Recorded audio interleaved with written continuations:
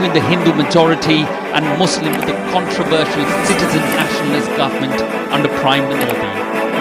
और ये भी आप लोगों के ही मोटरसाइकिल 18 सितंबर 1969 गुजरात में होने वाला एक ऐसा दंगा जिसने पूरे भारत में आतंक मचा दिया। एक ऐसा दंगा जो गुजरात के लोगों के लिए एक इतिहास बनाकर चला गया, जिसमें करीबन 1000 से ज्यादा लोग मारे गए, कई लोगों ने अपना घर तक छोड़ दिया। और ये दंगा आज गुजरात रियॉट्स 1969 के नाम से फेमस है। Violently clashing on the streets of the capital Delhi during a month meant to be holy for both groups. The latest incident occurred so guys, Gujarat riots यानी कि गुजरात में होने वाला एक ऐसा दंगा जो हिंदू और मुस्लिम्स के बीच हुआ था। इस दंगे का असल में रीजन क्या था? क्या हिंदू की गलती थी या फिर मुस्लिम्स की गलती थी? कौन सही था और कौन गलत था? तो इस रीजन को समझाने से पहले मैं आपको एक हाइपोथेटिकल एग्जांपल से इस कहानी को बताता हूँ। देखो गाइस, यहाँ पर मैं एक टाइटल का यूज करूंगा, हिंदू वर्सेस मुस्लिम्स का, और इसी टाइटल के ऊपर अगर मैं 1-2 घंटे की मूवी बना के ये दिखा दूं कि इस मूवी में हिंदू ने क्या किया कि मुस्लिम्स को दबाना चाहा, उनके ऊपर अत्याचार किया और उल्टे सीधे काम किए मुस्लिम लोगों के साथ, और अगर ये मूवी गलती से भी रिलीज हो जाती है तो गाइस यहाँ पर आप मेरे से लिखवा के ले लो, इस मूवी को देख के हो ना हो लेकिन 50% मुस्लिम लोग आवाज उठाएंगे और देखते ही देखते ये एक रियॉट्स बन जाएगा, मतलब दंगा। सो गाइस, ये एक हाइपोथेटिकल एग्जांपल था, मतलब एक मनगढ़ंत एग्जांपल था, क्योंकि ऐसा कभी हो ही नहीं सकता है कि हिंदुओं ने मुस्लिम्स को दबाना चाहा। गाइस, अगर मैं इसी का अपोजिट कर दूं, मतलब अगर मैं ये कहूँ कि मुस्लिम्स ने हिंदुओं को दबाया, पंडित और साधुओं को सरेआम सड़क पर मारा, मंदिरों को जला दिया, जिस धर्म में हम गाय को माता का दर्जा दे रखे हैं, इन्हीं मुस्लिम लोगों ने गायों तक को नहीं छोड़ा।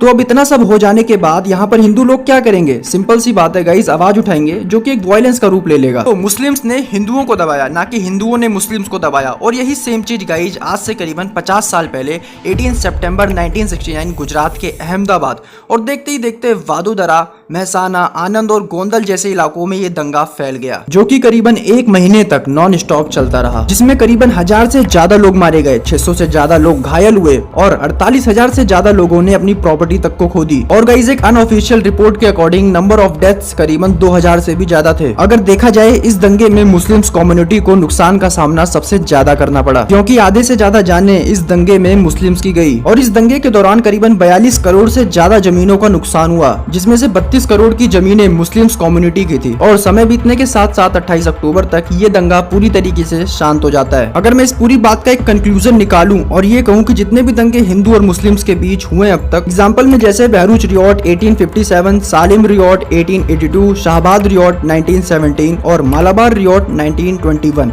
और ऐसे बहुत से दंगे। एक रिपोर्ट के अकॉर्डिंग इन सभी दंगों में एक चीज कॉमन देखी गई है कि 70% विवाद यानी कि जो गलती होती है वो मुस्लिम्स कम्युनिटी की होती है और बाकी का बचा 30% उसमें हिंदू कम्युनिटी की मिस्टेक होती है। देखिए गाइस, यहाँ पर मैंने किसी भी रिलीजियस के अगेंस्ट बात नहीं करी है, चाहे वो मुस्लिम कम्युनिटी का हो गया या फिर हिंदू कम्युनिटी का हो गया। मैंने केवल एक हाइपोथेटिकल एग्जांपल की मदद से आपको एक इतनी बड़ी चीज बता दी कि असल में गुजरात रियॉट या फिर जितने भी दंगे होते हैं, शालिम रियॉट हो गया, मालाबार रियॉट 1921 हो गया, और जितने भी दंगे हो सकते हैं आने वाले समय में, उसमें किस कम्युनिटी की ज्यादा मिस्टेक होती है, या फिर सबसे पहले दंगा, सबसे पहले रियॉट कौन छेड़ता है। लेकिन ऐसे बहुत से लोग होते हैं जो अपने धर्म को लेकर हमेशा कट्टरपंथी करते रहेंगे। मुस्लिम कह रहे हैं मेरा धर्म आ गया है, हिंदू कह रहे हैं नहीं मेरा धर्म आ गया है, और यही नारा लगाते लगाते एक विवाद, एक हिंसा, एक रियॉट के रूप में आपको देखने को मिल जाता है, जिसमें नुकसान दोनों ही कम्युनिटीज का होता है। सो गाइस, मैं वीडियो को यहीं पर खत्म करना चाहूंगा और आज के इस वीडियो में हमने एक बहुत ही फेमस टॉपिक को कवर किया है, जो कि गुजरात रियॉट 1969 के नाम से बहुत ही फेमस था। और ये अब तक का ऐसा दंगा था गाइस जिसमें गुजरात की इकोनॉमिक कंडीशन जो थी वो पूरी तरीके से बेकार हो गई थी, खत्म होने के कगार पे आ गई थी।